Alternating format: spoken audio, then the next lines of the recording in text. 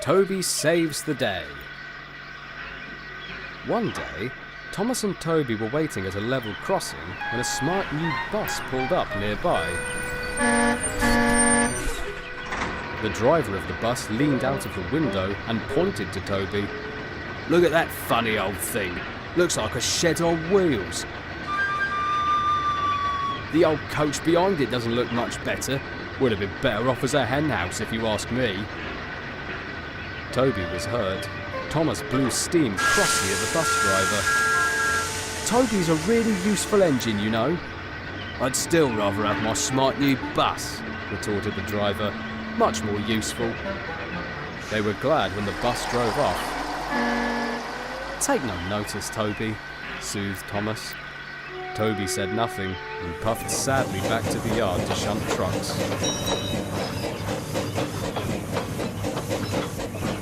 Later that day, Thomas was out with Annie and Clarabelle on the way back from the junction when he saw the bus again. This time it was sitting by the side of the line, leaning to one side. He soon saw why. One of its wheels had come off. Thomas's driver stopped the train and asked if they could help. "I'm supposed to be taking the children on a school picnic," the bus driver explained. "But we've been stuck here for an hour. They'll be disappointed if we don't get there." "We're heading back to the station," said Thomas's driver. "Then we're to take trucks to the harbour. But I think Toby is free." "Well, I suppose it's better than nothing," grunted the bus driver. So Thomas hurried away to tell Toby. Toby was taking on water when Thomas arrived in the yard. "Toby," he called, "you'll never guess what's happened. That new bus has broken down. The children need someone to take them on their picnic. Will you go?" Toby was unsure. "They won't want a funny old tram engine like me," he said sadly. "They'd be as well to call for another new bus." "Well, they've already been waiting an hour," said Thomas. "Go on, Toby, you'll be grand." Reluctantly, Toby found Henrietta and hurried off down the line to meet the children. The bus driver scoffed when he saw him coming. "Don't bump them too much," he sneered. Toby took no notice. And as soon as the children were on board, he set off into the countryside. Toby was worried that the children may not enjoy their journey with him and Henrietta, but he was wrong. Toby went at the right pace for the teacher to point out interesting sights along the way. And the children soon began making a song to the sound of the clickety-clack of Henrietta's wheels and Toby's rhythmic chuckle. Toby even joined in with a ring of his bell.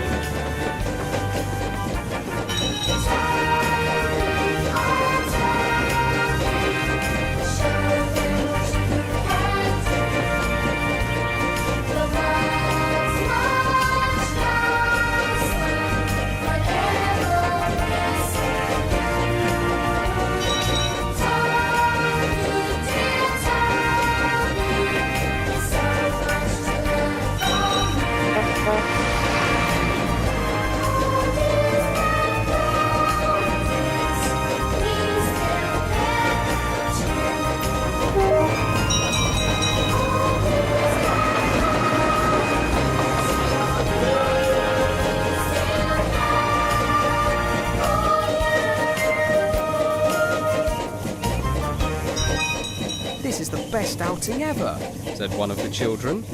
They were almost sorry when they reached the picnic spot in the hills.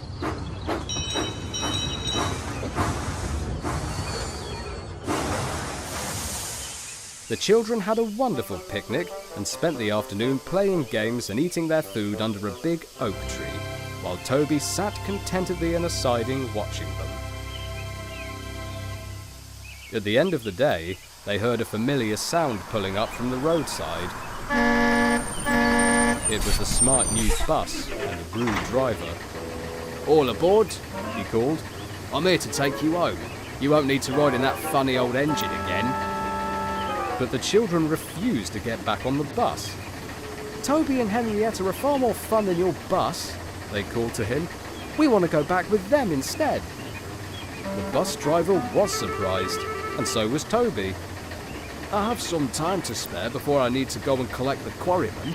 I'd be glad to take you.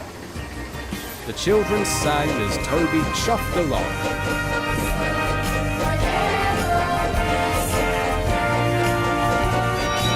They laughed when they saw the bus trundling along beside the railway line, empty. The driver didn't look so pleased with himself now.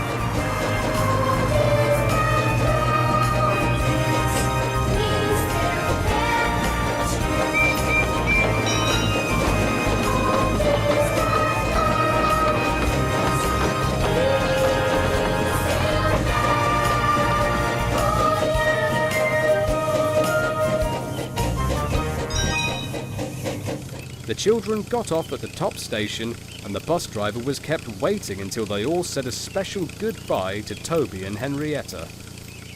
"Thank you for a lovely day, Toby," they said.